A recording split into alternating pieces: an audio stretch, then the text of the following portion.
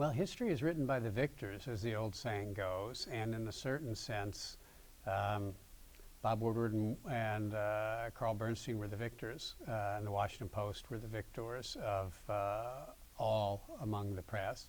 And by that I mean to say there's this, huge mythology that's grown up around Watergate and the role of the press in Watergate, principally because of the movie All the President's Men, which lionized the two reporters and suggested that they brought down Richard Nixon. And that is, they did some terrific journalism early on when nobody else did, and they helped publicize at a critical early juncture the way the trail sort of seemed to lead to the White House, but they were really following largely the investigation that was being done by the police and the FBI. And they did break some stuff themselves that was original, but they didn't bring down Richard Nixon, as Bob Woodward would be the first to tell you. The system brought Nixon down. Nixon brought Nixon down. A judge who threw the book at the burglars because he thought they were holding back, as they were. And then one of them, James McCord, deciding he didn't want to go to jail for all that time, and he ratted out everybody else, and so they started falling like dominoes. That's classically the way a criminal conspiracy is prosecuted.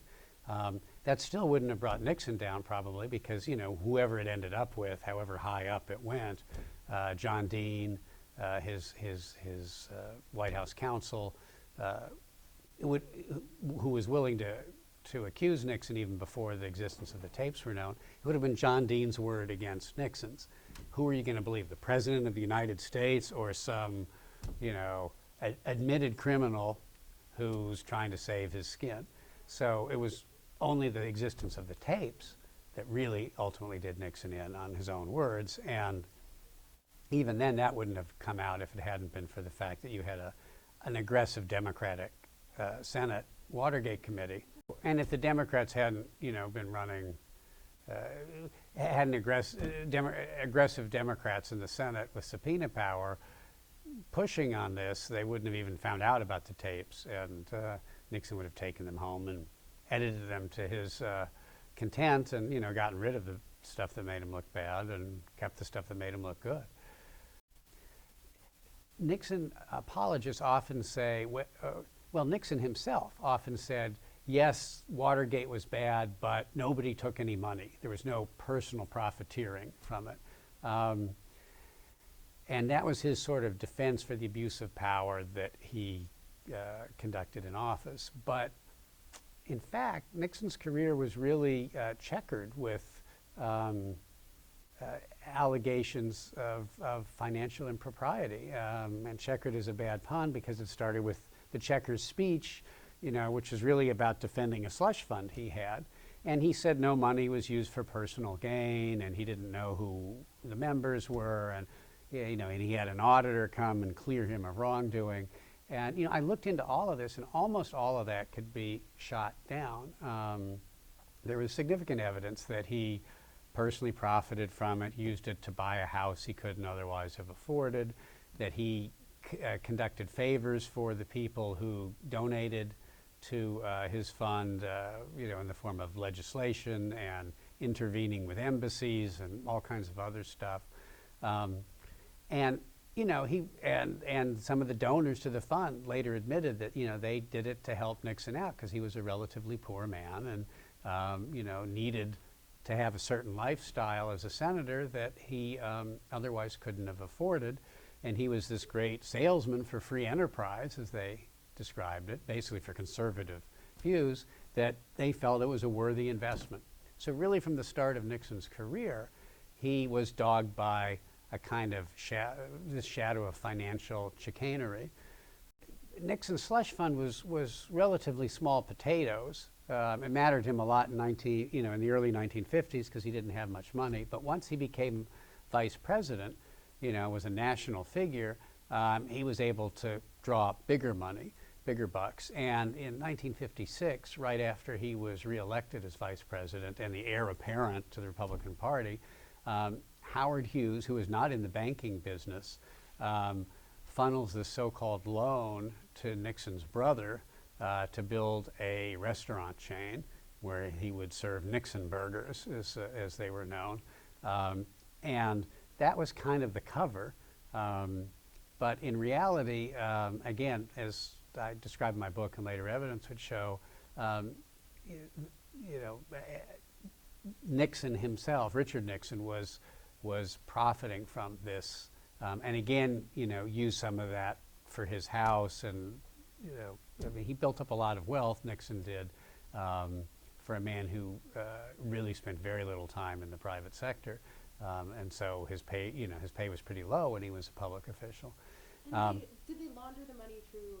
Did B.B. Rebozo help? They laundered the money through a couple of cutouts, accountants for Hughes, accountants and lawyers for Hughes, and one of them was a Democrat and had a falling out, and this was when, on the eve of the 1960 election, he approached Bobby Kennedy with the documentation about it, and that's when the Kennedys arranged to pay him A huge amount of money. the amount, $100,000 by contemporary standards, and his office was mysteriously burglarized, and the documents turned up and were turned over to the Kennedys, who leaked them to the press and to Jack Anderson, and that was a big scandal on the eve of the election. So that was the first time Nixon was burned by collecting money from Howard Hughes before he was elected president. The second time was after he was elected president.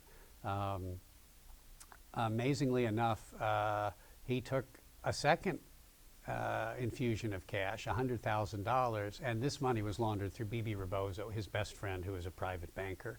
And the Senate Watergate Committee investigated that, acting on a tip from Jack Anderson, who learned about it, and played hand in glove with the Democrats whenever it would help him. He played hand in glove with Republicans if he was investigating a Democrat too, and turned out that some of this money was used to pay for improvements on Nixon's private home.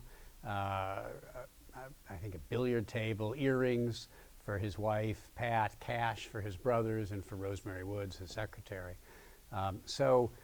And that this was just part of a larger tin box, the kitty, that Nixon had, another slush fund, a super slush fund, that B.B. Rebozo basically was in charge of, B.B.'s tin box. So, the financial wrongdoing really did follow Nixon all the way through, and most accounts believe that's what led to the Watergate break-in. Yeah, that's what I wanted to get to as well, because he wanted to. It was the Lawrence O'Donnell. Larry O'Donnell, yeah. O'Donnell, right. Who had information about.